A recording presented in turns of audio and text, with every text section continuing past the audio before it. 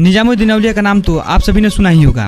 13वीं century के famous scholar और एक सूफी संत, इनके पूर्वज फरीदुद्दीन, कुतुबुद्दीन बख्तियार काकी और मोइनुद्दीन चिश्ती जैसे विद्वान इनके पूर्वज रहे। हजरत निजामुद्दीन ने भी अपने जीवन में सूफी विचारधारा पर जोर दिया।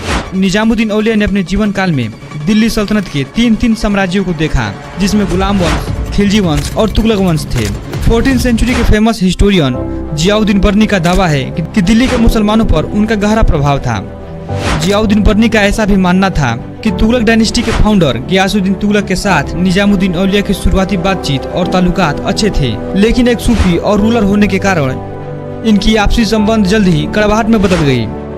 दोस्तों, आज हम बात करने वाले हैं निजामुद्दीन औलिया के दरगाह पर चली आ रही 800 साल पुरानी परंपरा के बारे में। जी हाँ दोस्तों, आज हम बात कर रहे हैं बसंत पंचमी पर। हिंदू धर्म की हिंदी कैलेंडर के मुताबिक माघ के 5वें दिन लगभग पूरे नॉर्थ इंडिया में बसंत पंचमी मनाया जाता है। पर क्या आप सभी को पता है कि बसंत पंचमी हजरत निजामुद्दीन औलिया के दरगाह पर भी बहुत धूमधाम से मनाया जाता है। इसका भी इतिहास थोड़ा पुराना है, चलिए जानते हैं। बताया जाता है कि हजरत निजामुद्दीन औलिया की अपनी कोई संतान नहीं थी, इसलिए वे अपने बहन के बेटे ख्वाजा तकीनुद्दीन यानी अपने भांजे से काफी लगाव रखते थे।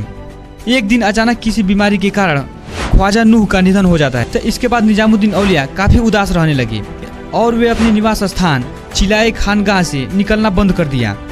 इसके बाद इनके शिष्य और जाने माने कवि और शायर अमीर खुसरो काफी परेशान हुए। एक दिन अमीर खुसरो गांव की कुछ महिलाओं के ग्रुप को पीले कपड़े में चिलाए खानकाह के सामने गुजरते हुए देखा। खुसरो साहब ने उन महिलाओं से पूछा कि वे पीले कपड़े पहनकर और पीले सरसों का फूल तोड़कर कहाँ जा रही हैं। महिलाओं ने बताया कि वे बसंत पंचमी के मौके पर मंदिर जा रही हैं, फूल चढ़ाने, ताकि उनके भगवान खुश हो जाएं।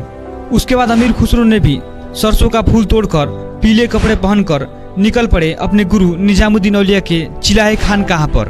बहुत दिनों बाद अमीर खुसरो की ये वेशभूषा देखकर निजामुद्दीन औलिया काफी खुश हुए और उनकी खुशी को देखकर अमीर खुसरो ने फारसी गीत और शायरी भी सुनाए। इसके बाद यह परंपरा हर साल चली आई, जिसमें मुगल काल में यह परंपरा धूमधाम से मनाई जाने लगी और 800 सालों बाद भी यह परंपरा मनाई जाती है। इसके उपलक्ष्य में निजामुद्दीन औलिया के अनुयायी पीले कपड़े पहनकर और सरसों और गेंदे का फूल सजाकर हर साल निजामुद्दीन औलिया के दरगाह पर झूम उठते हैं। यह परंपरा हर साल बसंत पंचमी के मौके पर मनाई जाती है। मालिक निजामुद्दीन